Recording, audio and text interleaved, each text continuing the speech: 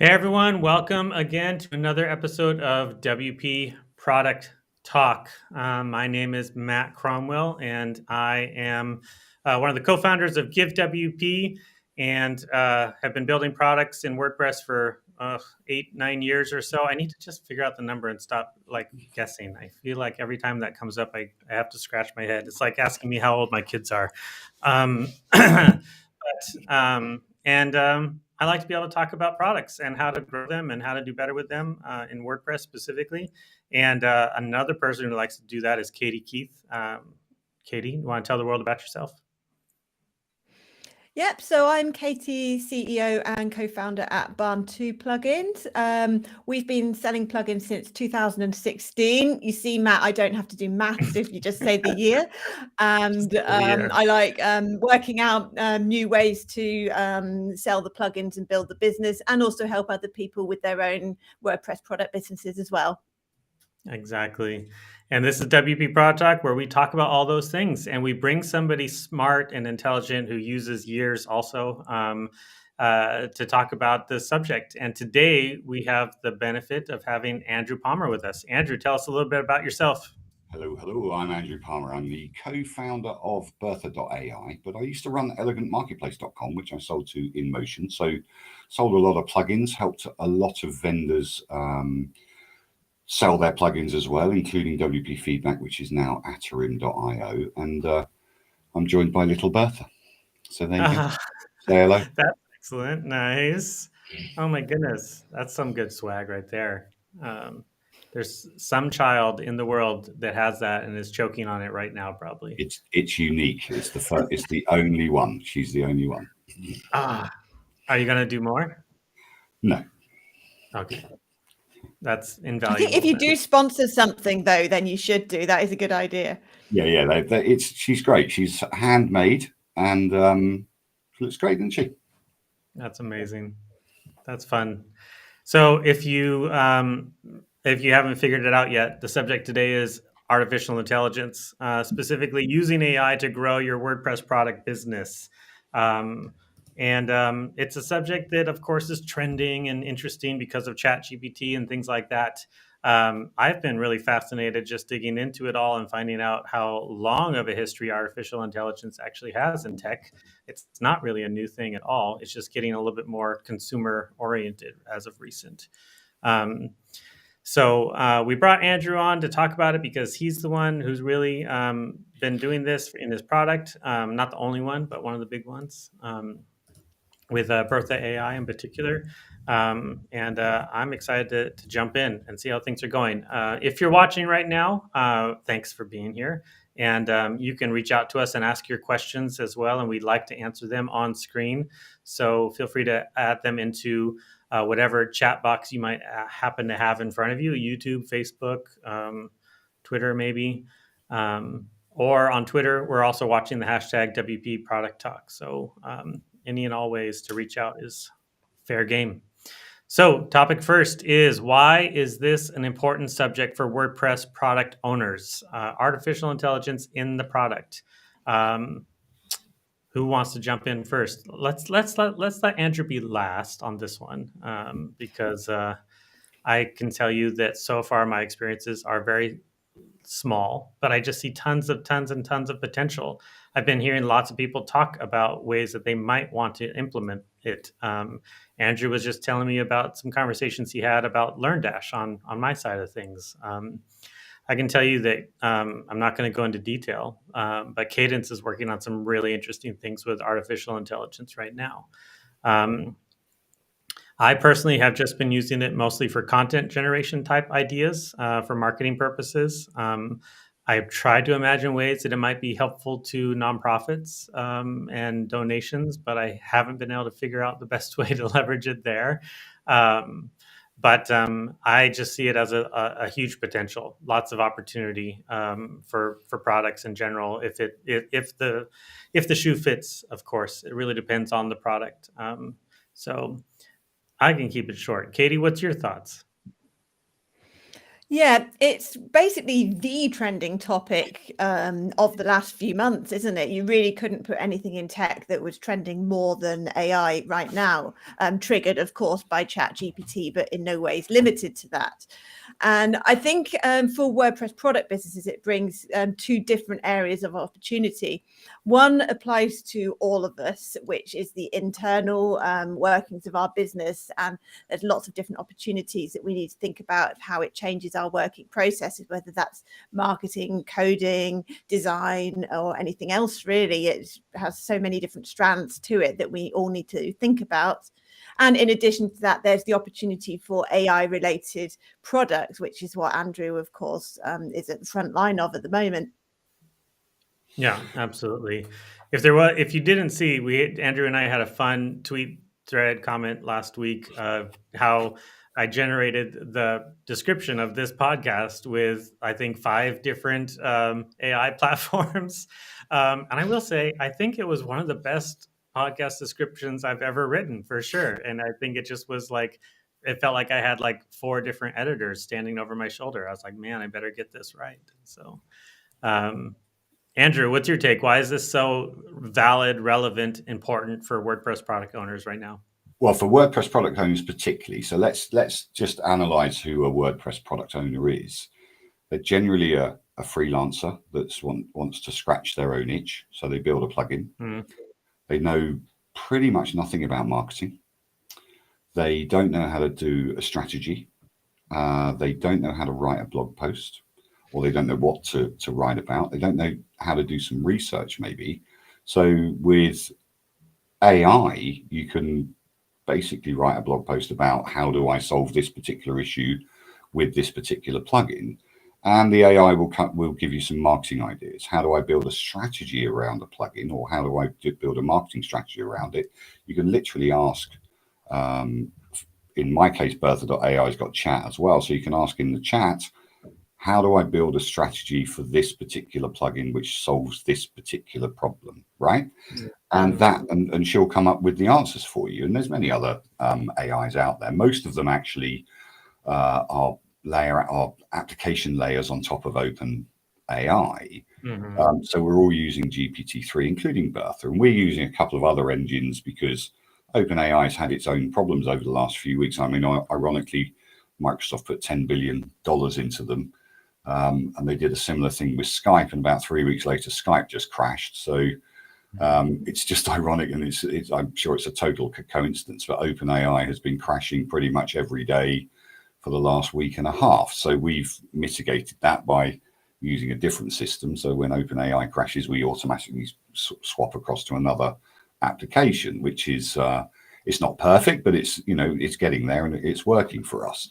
But for product vendors like Katie, when Katie first started, suddenly had the spring of this fresh idea about what she wanted to do. Katie, what was your biggest problem? It was looking at a blank piece of paper saying, how do I describe this as a solution? How do I get it across that it's a cost-effective solution? Why would somebody want to install something that they don't know is going to work for them on their own WordPress install? And I think that's the benefit to vendors. Let's not forget that Pippin himself, when Pippin's plugins were sorted, when he built Easy Digital Downloads, I don't think he ever imagined that he'd have 100,000 users or 50,000 users or whatever, and the support that goes along with that. So what's happening now, particularly with Aaron Edwards, who you had on last week, at Ugly Robot on Twitter, he's now developing a system where people can easily upload their data for their help files or their FAQs or their knowledge base, and then that will build a chatbot that's specifically within their help desk, and that will be first line of defense, if you like. So the power of AI to help product vendors be bigger than they actually are, even when they're first starting, is quite amazing. So we've always said as plugin developers, and in fact, I remember having a conversation with Katie months ago when I bought one of her plugins, a year ago even, where I couldn't do something, and it's because I didn't read the manual. And really, what I should have done is just looked, as you said in the nicest possible way, read the manual, so it was, but if you have any problems, you can't read the manual, come back to me. And that's the issue, is now we don't have to read the manual, because we can ask a chatbot, how do I get over this issue? We can ask a chatbot how to read the manual for us. Yeah, we're building stuff for. They lie though, don't they? They make stuff up. Yes. I think every plugin's on WordPress.org, for example. If you train them properly, Katie, if you trained that's true. your bot on all your documentation, then it will produce an answer for the user to say, how do I do this? Or I've got a problem with this. And it will analyze, and it will generate some text and say, well, this could be the problem, go here, and actually produce a link to the part of the knowledge base that people need. So anybody that's got a highly developed knowledge base, they'll take advantage of us and of what Aaron's doing, and building them a chatbot that will be their first line support, which would be great. That's one of them. Didn't he show that to us, Katie, afterwards, right? He didn't bring it up. Did he bring it up during the show? No, he actually asked me to talk about it.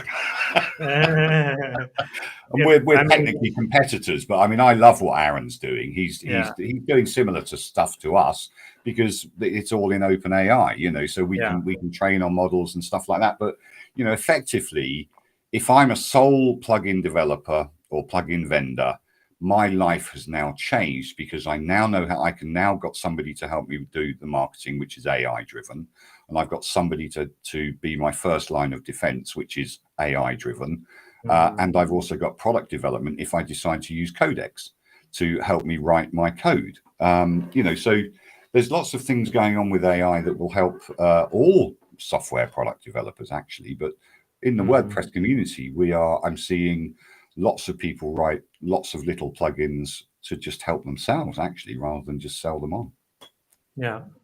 Yeah, absolutely. I think he actually showed it to us after we had turned off the recording, and I was like, this is something that I want, especially for any of the Stellar products, for our documentation section. Or one thing we do on the Give side, on the support form, is we before you can even see the form, it says, hey, here's just a quick search of our docs.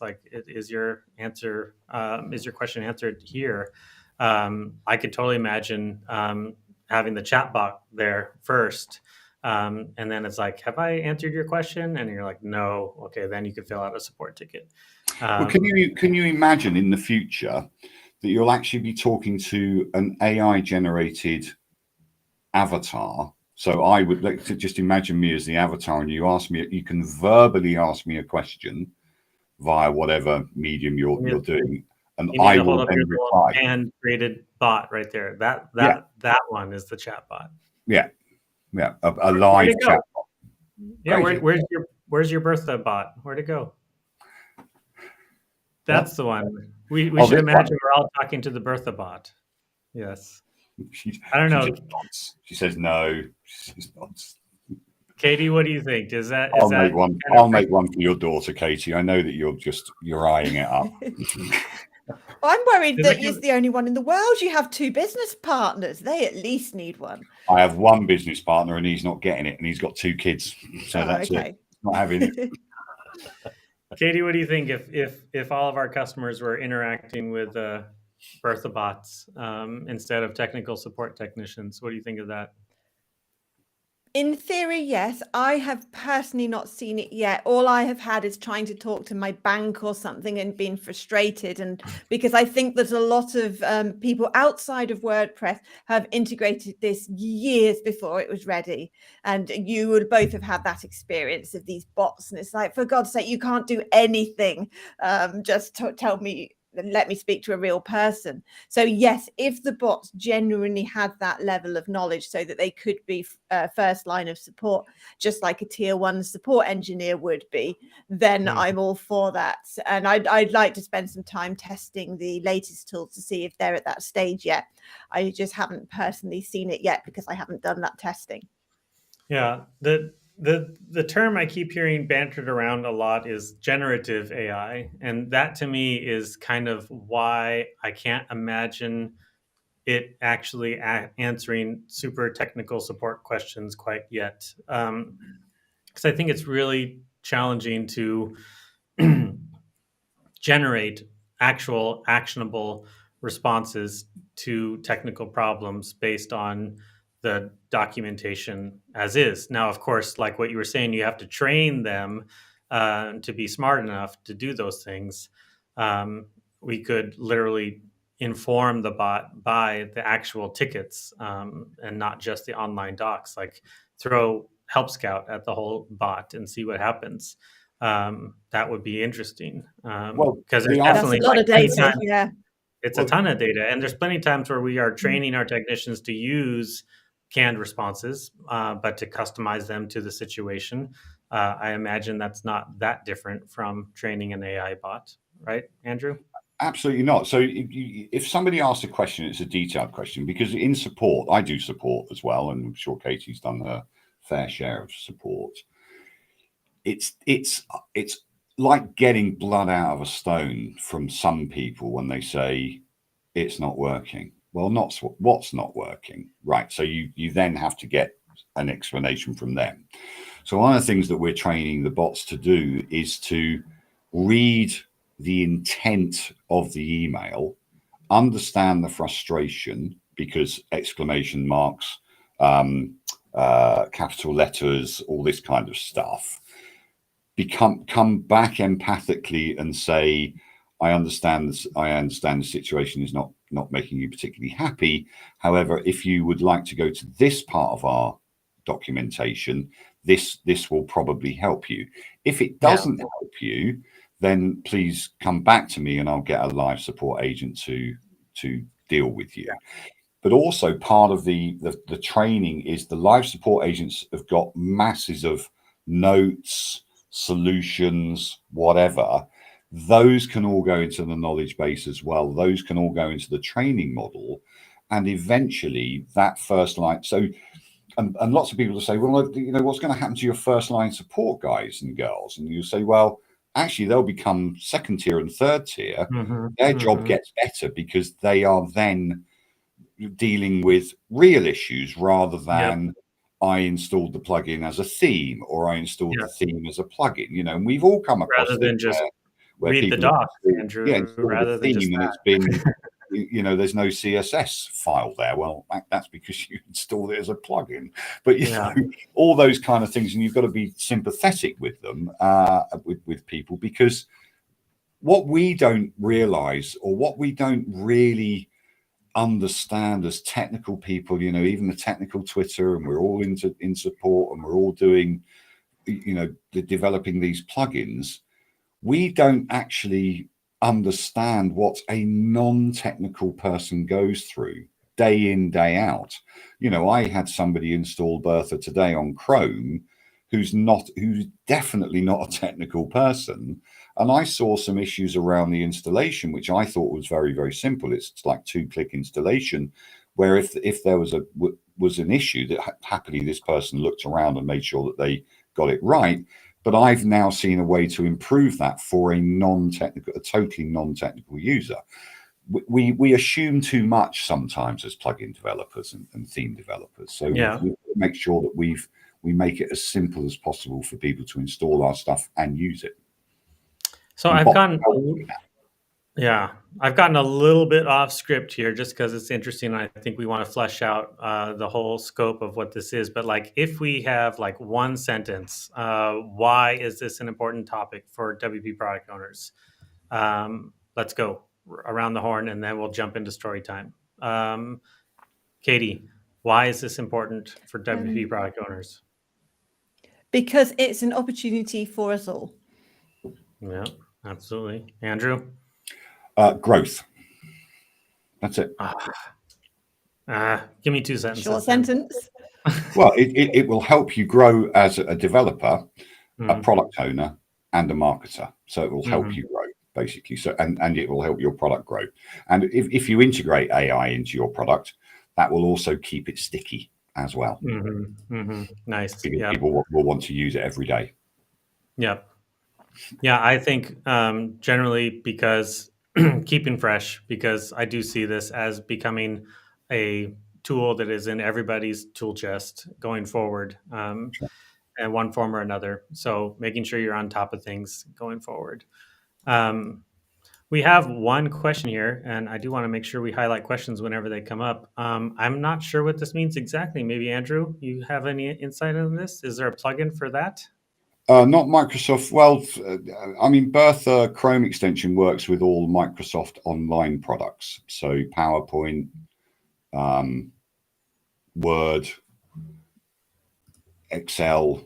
Bertha just works because she's in a web browser. She'll work with all the Microsoft Live products and Google Docs and things like that. So anything that's web browser, our extension, Bertha's extension, I know because obviously I'm the owner of it, and I know that it works in any web browser with anything like Notion, Monday, WordPress, Shopify, every web browser based thing where you need to generate text or images. So it works in everything. That's why we did it as a Chrome extension as well as a WordPress plugin. Nice. Cool. Keep the questions coming, folks. I want to jump into story time. And I think it's important when we are talking about our experiences to really say, like, openly, like, I haven't built anything with AI to date, but it doesn't mean I don't have insights into what products can do with them. So let's talk a little bit about our personal experiences of using AI in different ways and what that might mean for other folks. Katie, you want to go first?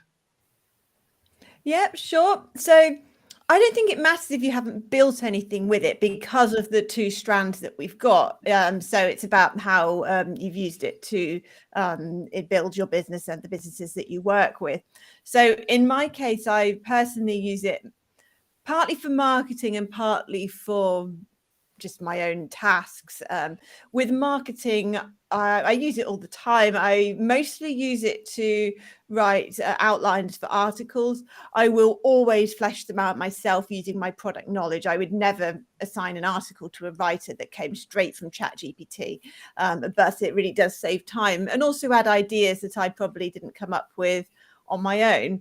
I use it to rewrite things. I'm actually quite a good writer, but it still adds something that I've missed and can improve on the wording.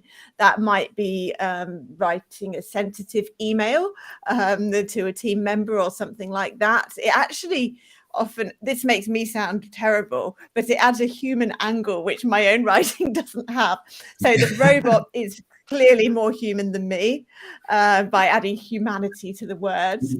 Wow, I didn't know this was going to be like confessional time. This is amazing. Yeah, I won't be more specific than about ways I've used it in Katie case the relevant from the hip. are. Basically, that's what she's saying. Yeah. I use it for things like rewriting tweets. Often I don't use what it comes up with because it's way too boastful or something, but it's interesting to have another perspective. It's good for coming up with alternate headline ideas. And in fact, many of the headlines for the shows of this podcast, I used ChatGPT to draft and chose the best option. So those are ways I use it. But as the business owner, I'm also thinking about how my team can incorporate it. So, for example, at the moment, one of my developers is building some custom reports for our EDD sites and because we don't have the business information we need. So I've asked him to look at different AI tools in terms of speeding up that process and automating it and so on. I've talked to my marketing team about how they can be using it. And it's interesting because some people seem to be a bit threatened, whereas others are willing to embrace it. So I need to word it in a sensitive way. I'm not trying to do them out of their jobs. I'm trying to see how they can achieve even more without, having fewer people. Yeah. And we've had a new in-house designer start today, and I've also created a task for him to look at how maybe AI might help with image generation, particularly on like blog posts, social media posts, that kind of thing. So I'm thinking more widely about how it could be used within the business. And of course, there's something that's not my area, which is the whole development side of things. And I haven't spoken yet with our plugin developers about whether they're using that and how they could use that in a positive way for their work. Yep, absolutely. Yeah, my experiences are very similar in the sense I'm a consumer. I just recently paid for ChatGPT just because I'm impatient and I don't want to refresh the screen 25 times and exacerbate their problems with server load. But I think one of the things I use it for, like many ways, I would just call it like an enhanced search engine because for like a research purposes, recently I'm looking a lot into net promoter score type stuff for customer experience and support. And I just have been asking different chatbots like what's the best way to implement net promoter score on an existing customer base. I like asking like human questions to the chatbot for them to give full responses. And sometimes I say, write 3 sentences on this, or I say, write 3 paragraphs on this. One thing I like on the way Microsoft Bing has implemented it is it always cites its sources. I really like that a lot. But I have found that their sources are usually 3 to 4 years old. Usually, I haven't found them like citing new sources hardly ever, which is interesting. Um, and then even when I was putting together this description of this podcast, what I really liked in when I was using Notion, which I know that all these are all Chat GPT, but their implementation makes it have a different experience, which is interesting. But when I did Notion, I said, write a paragraph on podcast introducing Andrew Palmer talking about WordPress products. And it gave me a paragraph. And then I said, now rewrite that. I just told it, rewrite the paragraph above with a Fleisch-Kincaid score of 6th grade. And it did it. And it was really good. I was really impressed. So like iterating on the responses as you go, I think is really interesting. So those have been my experiences too. I did try one of them was write a plugin on how I can implement SEO meta tags on my WordPress site, just to see if it would like, make me compete against Yoast tomorrow. Like let's do that. And it was like, I can't write a plugin for you, but here's how you would do it. Exactly. Yeah. I Quite wanted to clever. Well, cheat. there's Codex. You got Codex. So I use AI every day. Obviously, I'm testing the plugins. I'm testing implementations as well. As you say, I'm talking to learning management people all the time about it.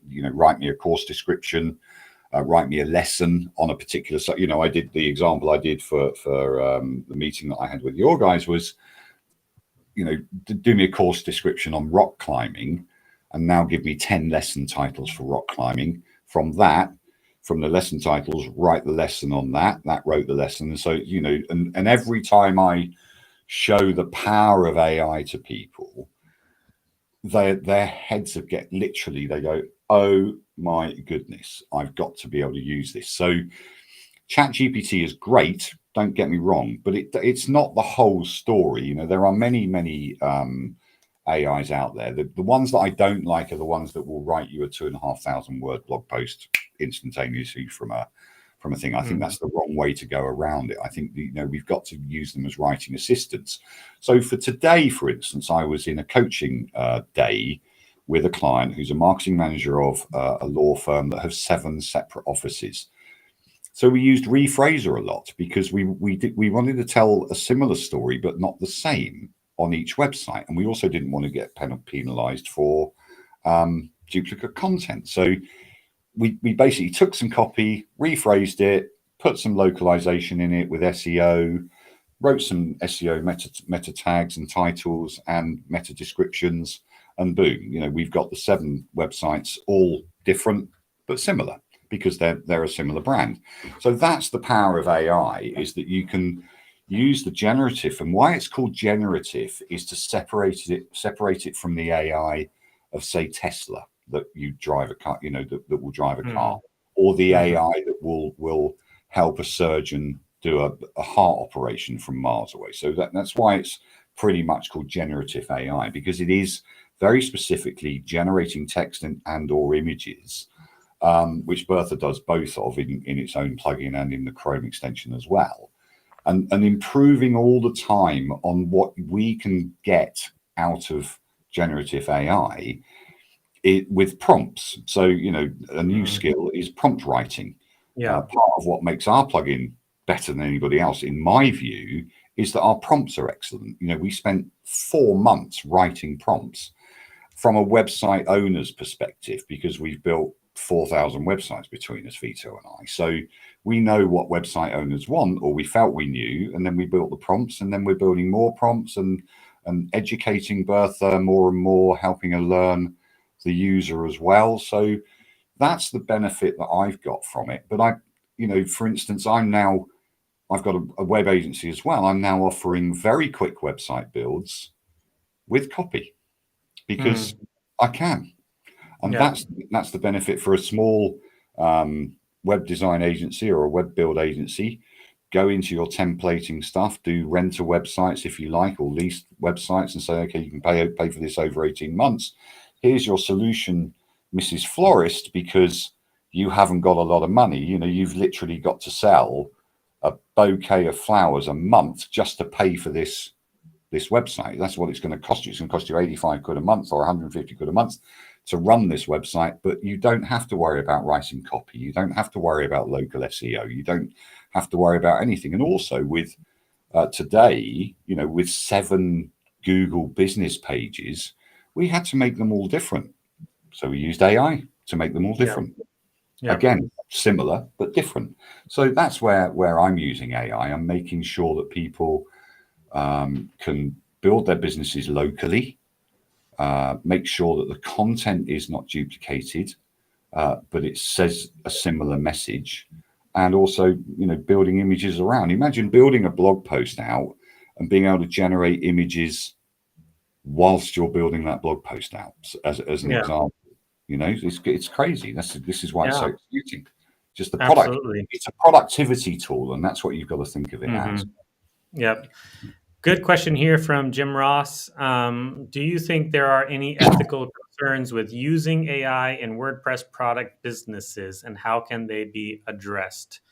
I'll just say there's always ethical concerns about everything related to business, but anybody got a take on this?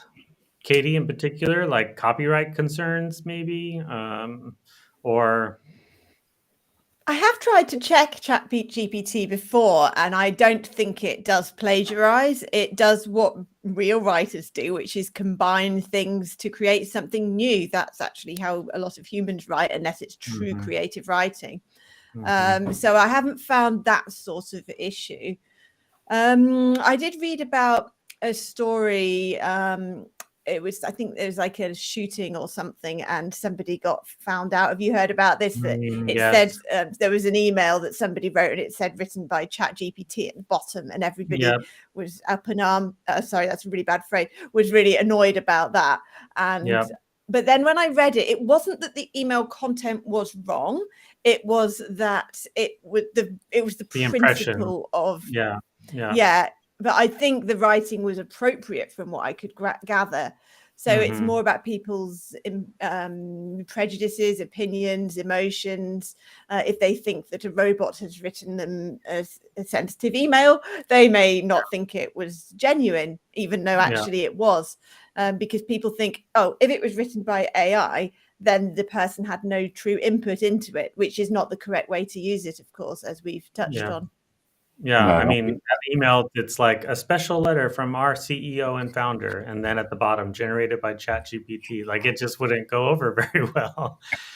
Or generated with the help of chat. You know, it depends whether or not the person is, you know, like Katie was saying, that she shoots from the hip, and so sometimes she might use ChatGPT or some other AI to gentrify it, really, or, you know, make it a little bit more gentle or more sensitive or empathic.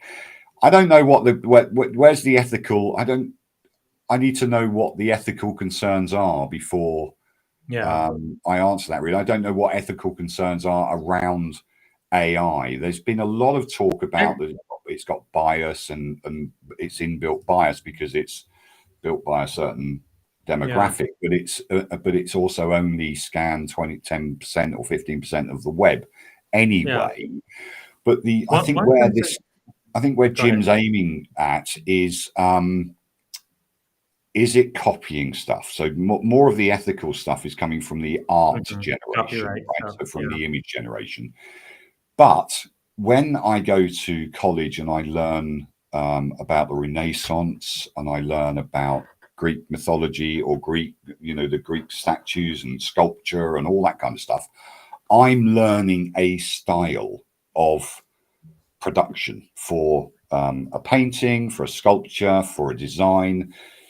Product designers, Steve Ives or whatever, the guy that designed the iPhone, had ideas for years about how he would put things together. He was inspired by other artists or other creatives or other product designers. So with AI, all AI is doing is being inspired by everything that it's scanned, everything that's in its database. But because it's not human, or it doesn't bleed when you cut it, it's copying. It's not inspiration. Yeah. And I think that's the key. But in the end, at the end of the day, generative AI can only produce what it's learnt, just like a human being. We can only be as creative as we can be from learning how to be creative. There's no spontaneity. I'm not born and then held in a box for 20 years and then I suddenly come out as Van Gogh. Am I? Yeah. I can't. It's impossible. I've got to learn that process through education and inspiration from other things. So that's all generative AI. I think for me, there's two things that stand out as a little slippery slope-ish. The first one is really on the generative image side, not so much content, but like the way that AI generates images, specifically around concerns that all of our images are out on the web and all of our images might be used in ways that generate something that we might not like particularly well. If something too closely resembles me, putting me in a position on an image that I don't want, I don't love that idea. But I know that a lot of folks are already digging into some of those implications and what that might look like and how we might somehow put tags into the meta of images to prevent that type of thing when it's your likeness and things like that. So I think that is something to keep in mind. I have the other one is on the content side, specifically in education, in the education realm. I have a funny story where my 16-year-old was asked to write an essay comparing Jesus of Nazareth with Spider-Man. I just thought it was a ridiculous prompt. I was like, I cannot believe this is like a 10th grade prompt, but all right. I said, it's so ridiculous. I decided I'm going to show her ChatGPT. I said, you should just generate it from this. Then you should change it. It needs to be your own. But that is exactly where the ethical side of things comes into play. Is if you do try to just pass off content that you're either paid for or it's supposed to be a reflection of your effort or in a educational environment, you're trying to pass that off as your own when it's not. I think those are ethical concerns that are really important, especially even when it comes to like LearnDash. Like, all right, let's generate a whole course on how to write WordPress plugins with ChatGPT and then sell it for $25 a pop. You could do that for sure, and you don't even have to edit it. I don't think that would be ethically sound to do it that way. You could, but I do think that there is also just the raw marketplace that will put you in check. Like, I don't think that people will enjoy that course particularly well, and you might get a lot of refunds for it. But using it as a launching pad into thinking of ideas and putting together your own thoughts and actually crafting something based on that is a different story. So those are my two ethical ones. Was that the example you used from a school? Did they ask to compare Jesus to Spider-Man? Did they really? How very odd. It was a religion course. So pardon me? It was a religion course. So okay.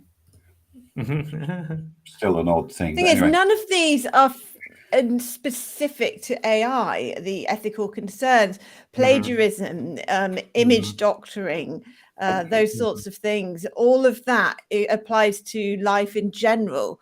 So AI might have exacerbated that, but we haven't really, I think, between us come up with any issues that are specific to AI that are bringing new into the world that we haven't already had to tackle in some other way. I agree. Really, because really I don't. poignant. I mean, I don't. I agree with you, Katie. There's nothing that hasn't been done by humanity, good or bad, that AI has yet to recreate. Yeah. Or yet to create something new that would cause somebody to say there's an ethical concern here. Yeah. Because but we do human beings naturally are biased. They have bias. And because we've got bias, AI has bias because it learns from humans, right? Eventually, there will be, there's the court that says there will be so much AI generated content that when AI rescrapes whatever it rescrapes, it will actually be AI writing AI learning from AI. writing. So there will be no originality left in the world. But AI inception. Yeah. I'm not sure I'm going to be alive when that happens. I think we do have to acknowledge, though, that like while those problems have existed, this does proliferate them in a way that wasn't available. Like people can forge images, but I know that I couldn't reliably forge an image before. Like I couldn't do something passable as an actual image forgery. But now suddenly tools like that are a lot more accessible, a lot more available to the common user. I mean, it's the same thing with weapons. Like when weapons are only held by a few folks, they're only limitedly bad. But when you proliferate them across a whole population, it's very it so gets a little bit one of the things that problematic. will happen is that AI will generate a screenplay, and then AI will make that movie. Yeah, that'll happen. So yeah, for sure. we'll be inundated with AI. It's just so we have to find some way to almost control it. Will we be punished by Google and others for using AI-based content? No. They've said that as long as it's interesting, useful, and I mean, I've always felt about SEO stuff, if it's entertaining, educational, and useful, then it doesn't matter whether it's AI generated or not, it will be indexed by Google. Simple as that. Yeah. I mean, Google has its own AI that it's had for a long time, but they're trying to commercialize it and or consumerize it. I think it would go against who they are as a product to start penalizing the thing that they're really good at. But yeah, they have said that like if they detect a lot of AI content in a piece, but it actually is really good content still, then it's going to be elevated just like any other content. So, sure. Which I think is the right answer. There's a lot of paranoia about that. There's no evidence that it would penalize you if you're producing genuinely useful content, which is relevant and everything. But I have that paranoia as well that I think, for example, ChatGPT always concludes with the word overall or something. It always says the same word. And I always remove that in case Google uses that as a clue. But there is no real evidence. It just feels like you might get penalized. It feels like cheating, doesn't it? Yeah. Well, it does, but you can also ask ChatGPT to write in the tone of voice of a human. So if you that's why we have tone of voices, and one of the things that I use it for as well, particularly my own plugin, because obviously I've got instant access to it and millions of words, is translation. I can say, here's this paragraph, write this in French, or write it in German, or write it in Hungarian. That's nice. And it does it. So it's it's pretty useful for that kind of stuff. So it's multi-language, universal, and is a solution, is a global solution basically. And even Japanese, it will. OpenAI is great for languages as well. So it helps translation people, helps understanding, cultural understanding as well. You know, say I want to write a letter to my girlfriend who's Polish, but I want to write it in Polish. I chuck it into a rephrase and say, write this in Polish, please. You know. Yeah. And then get mistakes in Polish as well. Yeah. Regarding universities, I mean, that's a little bit of my example. It's my daughter's high school essentially, but not universities. But like they have had plagiarism detectors for a really long time at university. I used to teach, and plagiarism detectors have been around for forever, and they're going to continue to be that way. But one thing I've heard more and more common from teachers is that they won't be assigning essays to write outside of the classroom much anymore. Great idea. If you want to do an essay, it's going to be 30 minutes at your desk in the classroom, and that's it. You know, no screens, no mobile phones. I did install Microsoft Bing on my phone because I got access to the Bing AI bot, and I tried it out just this morning. And it's really cool just having a little AI bot on my phone. But if I'm taking a test, not so much. So, but when I was at school, we didn't. I mean, we didn't do this kind of. You know, you get assessed now. There's part that's like 60% or 70% of your SATs or whatever it may be, or your exams. We didn't do that. We sat down. You know, I'm old, so when I was at school, we did sit down for an hour and write an essay on such and such. And that was it. Yeah. And that's what you got marked on. So maybe we're going back to the old school way of doing stuff because of AI. Absolutely. Yeah. Cool. So next and last segment is what is your best advice for new plugin shop owners who are considering AI in one form or another? Andrew. Train it on your documentation for a start. Write good docs and then train it on documentation. That will save you a lot of time in support.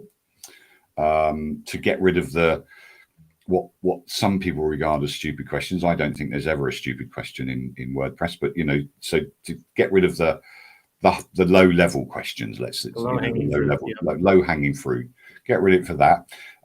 Use it for writing better content to better describe your plugin solution, and also use it for maybe evaluating your plugin code as well. You know, certainly with OpenAI Codex, you can throw it into there and say, you know, what mistakes have I made, or can you re-examine this code, and it'll tell you where maybe you've left an open bracket or closed bracket or whatever. You know, it'll just or your syntax isn't quite correct, or you've got a loop wrong. You know, specifically in WooCommerce, you know, Katie knows if you get a WooCommerce loop wrong, it's like a nightmare to fix it and find it. You know, so you use it to your best advantage, and have no guilt about using it. You know, just use it as another tool. Use it as we all use tools, and AI is a great tool to help you improve your business and your productivity. Excellent. Katie. My advice is to be positive and embrace it as a genuine opportunity to make your business more successful. Think creatively about the different ways, because there are really a wealth of different opportunities that you probably haven't thought of that you can incorporate into your processes and possibly even your future products as well. But don't use it as a sticking plaster for bad work. Don't use it to be lazy. It's only a tool. It's only a starting point. You still need to finish it off, put your own unique knowledge about your product into it, and don't rely on it too much. It's all about getting the right balance. Excellent. Really good advice. I think my best advice is to dig into the APIs, because there's a lot of power in there from what I can see. And I do think a lot of the opportunity is being able to leverage them, if at all possible, in your products. I don't want to call it a gold rush, but like essentially if your product it has a good, solid use case, not like a tertiary, like this is just a marketing ploy kind of use case. If your product has a good use case for AI to be leveraged in the product itself, jump into the APIs, get familiar with it, see what you can do immediately, because there is a lot of opportunity at the moment. And if you get ahead of the game right now, then you might be beating out some bigger players, honestly, because it's harder to implement features like this in the bigger products. You can be scrappy right now and get ahead of the game. So cool. Well, that wraps us up for today. This was a great conversation. Went in lots of really interesting directions. Katie, do we have things lined up? We're actually a little bit behind still. Do we have somebody for next week?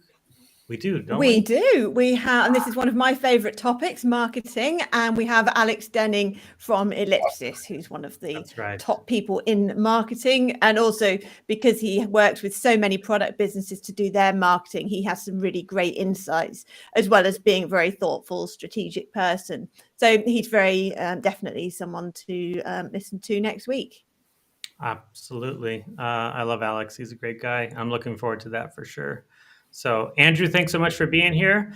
Everybody, do that fun YouTube stuff where you like hit the like button and the subscribe button and all that stuff. And we'll see you all next week. Thanks so much. Bye. Thanks. Appreciate it. Bye. Take care.